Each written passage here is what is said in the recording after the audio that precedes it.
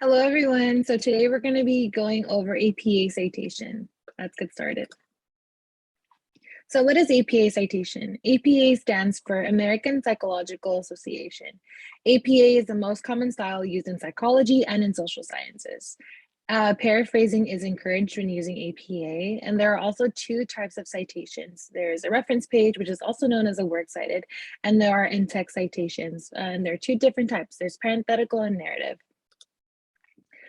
So parenthetical citations is where the author's name and publication date appear in parentheses, and narrative citation is where the author's name is incorporated into the text as a part of the sentence and the year follows in parentheses. So here I have provided examples of what a parenthetical citation looks like and a narrative citation. So for the parenthetical citations, you can see at the end of the sentence, here is the author's last name and the date in parentheses. And in the narrative, they mention the author's name within the sentence, and then they have the date in parentheses, and that's considered citing, along with the continuing of the sentence. And then in some rare cases, the date and the author's last name are incorporated within the sentence, and there you don't need to use any parentheses. So how to paraphrase? So the definition, for those of you who don't know, paraphrasing is where you restate another's idea in your own words. Paraphrasing allows you to summarize and synthesize information from one or more sources, focus on significant information, and compare and contrast relevant details. Here's an example of somebody paraphrasing. So they basically took information from an article and they wrote it in their own words. And here's an example of a narrative citation. Since they mentioned the author's last name, and all they had to do in order for it to be considered cited was put the date here in parentheses. So now for the reference page. So references provide the information necessary for the readers to identify and retrieve each work cited in the text. They should be listed in alphabetical order, and just like your APA paper is double spaced, so should your reference page be.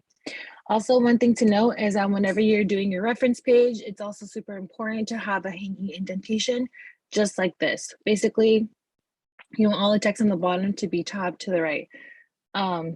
So here is an example on how to cite an online journal article. So you want to use the author's last name, the first initial, and then the year of publication. If the author also has a middle name, you use the middle initial as well, but the first initial would go first. Then you would provide the title of the journal, excuse me, and then you would capitalize the letter of the first word, and the rest of the letters of the word should be lowercase. Then you want to italicize the title of the journal, basically where it comes from. And then you want to also italicize the volume number and have the issue number in parentheses, and that's not italicized. And you can see what breaks up each individual are commas. So it's really important that you look into that. And then also here, after you put the pages available, you see that there's a period. And then this is where you insert the DOI, and the DOI is priority. If it has a DOI, that's what you use. And if there's no DOI, then use the URL. And if neither are there, then it's fine. It's not necessary. But if the DOI is there, make sure you use that. So here's an example. So this is the author's last name, the first name, and then the middle initial. And then both have periods, and then a comma to separate to the next author. So for APA, you state all of the author's name, and then to the very last, you use the and symbol. And then here you have the date, so you don't do the full date, just the year. And then here's the title of the article. As you can see here, only the O is capitalized and the rest are lowercase. And then here they have the volume number italicized with the issue, the page number, and then here's the DOI. So how to cite, it's also super important to learn how to cite lectures. So you would use the name of your professor, the person giving the lecture, the last name, and the first name, and the actual date. So it's not just the year, it's the actual date the lecture was given. And then you write here lecture notes on, and then you write the name of what the lecture is. And then you would put instead of the department, you would put your class number, and then you would write the University of Channel Islands, and then you would provide the URL link. And this is also an example on how you would cite those within the text. So parenthetical citation, this is an example for that one, and then the narrative citation. Same thing with the PowerPoint. It would be the last name of the professor with the initial of the first name, and then you have the year, and then you have the title of the PowerPoint. And here, as you can also see, only the C is capitalized, the rest are lowercase. And then in brackets, you want to put PowerPoint slides. And if it was shown through Canvas, then you write Canvas. And then instead of at F, N, and U, you would put at CSUCI and then provide that URL. And then here are also examples of parenthetical and narrative citation for that particular PowerPoint. So why do we cite? So citations is the means by which we reference words, ideas, and images that have been created by others. Citations are common in academic research writing. It is also common in professional writing and in business writing, such as marketing plans, which involve detailed considerations, assessments, and strategic forecasting taken from various sources. So these are the four main reasons why we cite. It's to give credit to others, and it helps avoid plagiarism. It helps others find the source. It gives you credibility, and it also establishes context. So what is plagiarism? So plagiarism is the practice of taking someone else's work and passing them off as one's own.